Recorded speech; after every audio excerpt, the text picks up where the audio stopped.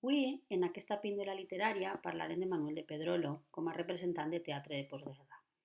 El que pretenem amb aquestes píndoles literàries és crear una sèrie de vídeos explicatius, creatius i diversos on el que practiquem siguen les tècniques audiovisuals com la que estem utilitzant avui, que és la gravació de pantalla.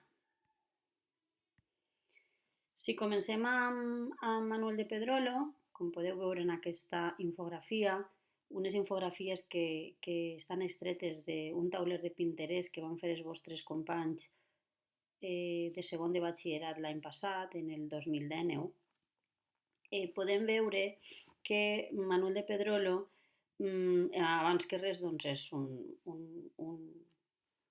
referent per a la nostra literatura i per al nostre teatre, perquè va guanyar el Premi d'Honor també de les Lletres Catalanes en el 1979.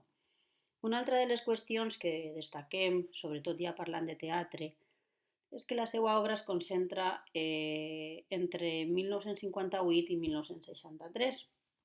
Això és molt simptomàtic perquè només va escriure 13 obres i la pregunta que ens plantegem és per què Manuel de Pedrolo només va escriure 13 obres teatrals en un període tan curt de temps. Una altra de les qüestions que destaquem abans que res és la seva temàtica principal, que és la llibertat, que és l'eix de totes les seues obres. I, com veieu així també, no es deixa vèncer mai per la censura perquè l'intenta evitar creant poques referències contextuals i trencar també amb el que era el teatre tradicional o el teatre més conservador, utilitzant tècniques provinents de l'absurd, i aquesta va ser la seva manera com va poder vèncer la censura. Bé, com podeu veure, ací hi ha un meme que també van crear els altres companys de segon de batxillerat. I aquest meme, doncs, com podeu veure, està relacionat amb la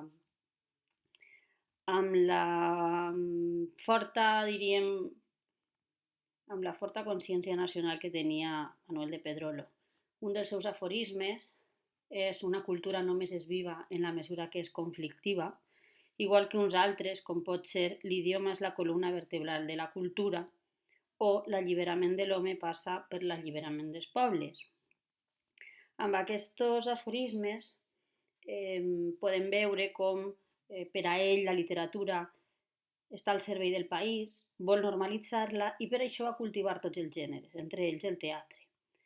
Quins temes? Doncs la cultura, el compromís social, la llengua, el seu ateisme, l'independentisme i fins i tot l'alliberament de la dona.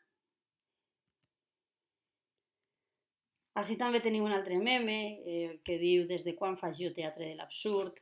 Perquè tot i que es va fer valdre de les tècniques de l'absurd, doncs ell mateix es volia desvincular d'aquest teatre, perquè ell pensava que el teatre de l'absurd era un teatre del qual no volia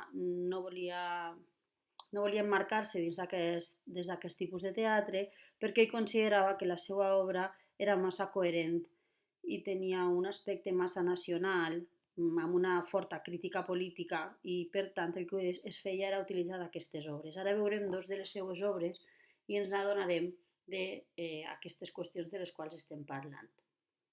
La primera d'elles és Cruma, que va estar escrita en el 1957, és la seva primera obra de teatre, i planteja el problema de l'autenticitat humana. És un tema que podem relacionar molt bé amb un dels temes principals del verí del teatre. Recordeu allò de qui som, com som, si el teatre és ficció, si no és ficció, doncs des d'un altre punt de vista doncs sí que podem relacionar a Manuel de Pedrolo amb la pèrdua de la identitat. No? Esta seria una de les... Cruma, com teniu així, doncs, està marcada per el títol d'un tipus de moneda, una moneda etrusca que no té valor. Aleshores, doncs, això també té a veure amb la temàtica. No? La següent obra que volem destacar és la de Homes i no, que va estar escrita en el 1958. Destaquem que fou representada per l'Agrupació Dramàtica de Barcelona, que la tenim també en el context del teatre de postguerra. I en aquest cas doncs, la temàtica és la llibertat, és on estan aquests límits entre la llibertat, les relacions humanes i sobretot la relació de poder, no? I veiem com està marcada dins d'una sèrie de... com si fos les ninetes russes, doncs una gàbia dins d'una altra gàbia, dins d'una altra gàbia, que ens fa doncs, tindre aquesta sensació de claustrofòbia i d'opressió que volia marcar el que va ser l'opressió i la censura. Bé, totes aquestes obres teatrals tenen una influència directa